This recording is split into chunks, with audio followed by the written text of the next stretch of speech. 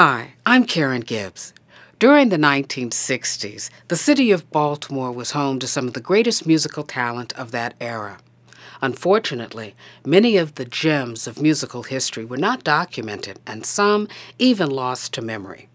This project, Baltimore Sounds, the artists and the music of the 60s, retells this history in the words and music of the artists themselves. So join us on a musical journey back to the 1960s. If this is your first time with these artists, you'll love them. If you were there when it happened, you'll cherish the memories. Enjoy. It's gonna take a miracle. Ooh, yes, it's gonna take a miracle. Ooh, to make me love someone new, 'cause I'm crazy for you. Oh. Well, life's too short and you're too sweet. Every day of your life, child, you gotta spend with me. Now let me tell you about Sally. She's a really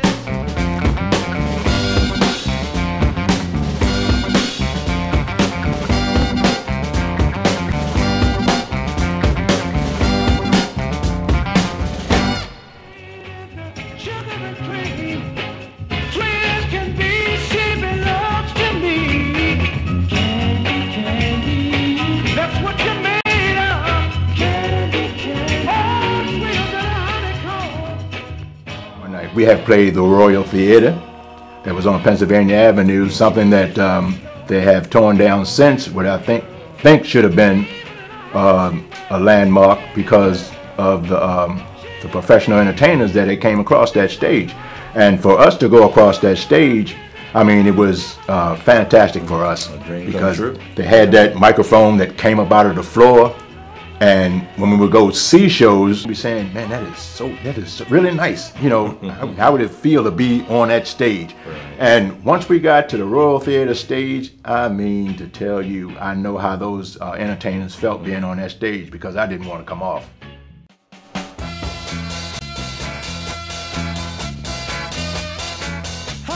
The biggest dramatic personnel change would have been Peaches. Peaches was definitely the biggest personality change we ever had, yes. Peaches was a good-looking black transvestite, which for those years, not only were we the first interracial rock and roll or R&B band, but having a transvestite, someone who could dress and dance like Prince, like James Brown. He was spectacular. I'll never forget the first night that Peaches came in to work. Now back in those days we had to wear white shirts and black pants. That was Rich Bowman's rule, yes. You know, okay? So Peaches shows up, and he shows up in an evening gown. He's got an evening gown on, his hair's all made up, he's got his eyebrows all on, you know, and these fancy little ballerina shoes he had on, you know. Rich Bowman says, "You bastard," he says, "you're gonna go back and put on a white shirt and black slacks just like everybody else in the band, you know?" So Peaches runs off, man, you know, runs home, changes, comes back. He's got on black pedal pushers, Toreador tight pedal pushers with a white blouse with a little red chiffon scarf up here, you know. His hair's all up, you know, and it was so funny. But he could sing and dance, and the people would come out of the woodwork just to see a transvestite.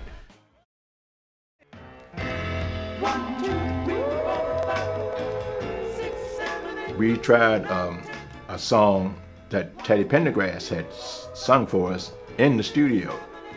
And Teddy was the kind of guy that, you know, if he liked you, he liked you. And he was just in there that night listening, and he told us, well, guys, this is the way the song should go.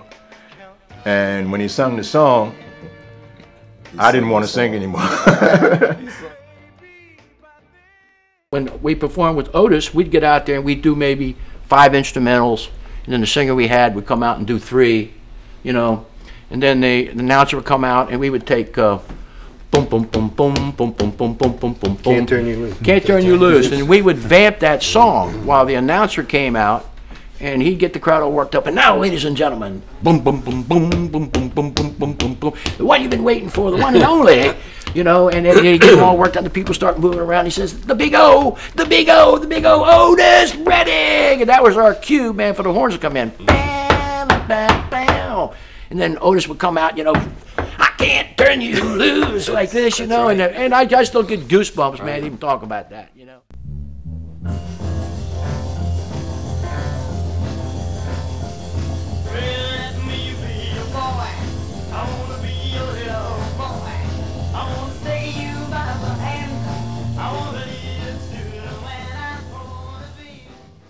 And one night we got up at Elmer's down on Pratt and Light Street.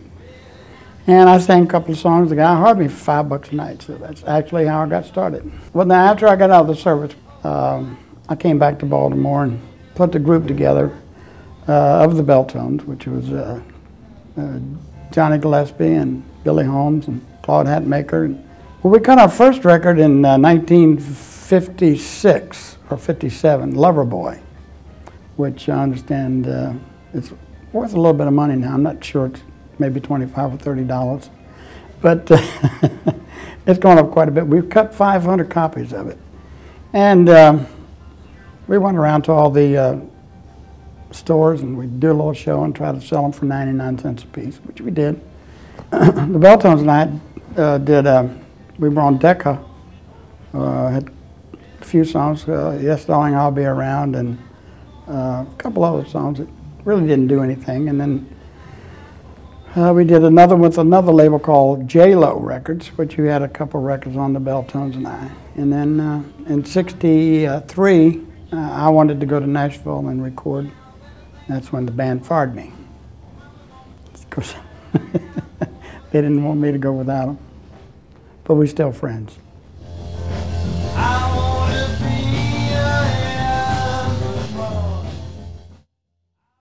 Every boy and every girl, just take a lesson from me. Doing the stupidity. And oh, my mama, she says it's silly. My papa says I look like a fool. I came back to Annapolis, Maryland, and that was 1956, and I was walking down Main Street, and I met Roland Brown. He said, "Would you like to join this band, the Van Dykes?" He had a saxophone player called Tiny Tim at that time, and Tiny had left the band for some unknown reason, I don't know. And the band was just starting out, so we kind of revamped, and I went with the Van Dykes and stayed with them for 10 years. We started getting the teen center work and Arbutus and Maiden Choice, and the band became probably the hottest band in Maryland at that particular time.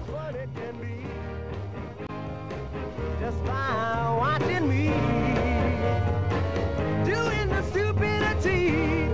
The Coasters were on an Atco record, Atco label. It was a subsidiary of Atlantic, and we worked with them. I'll never forget this as long as I live. The first time we worked with Coasters, I think it was about 1959.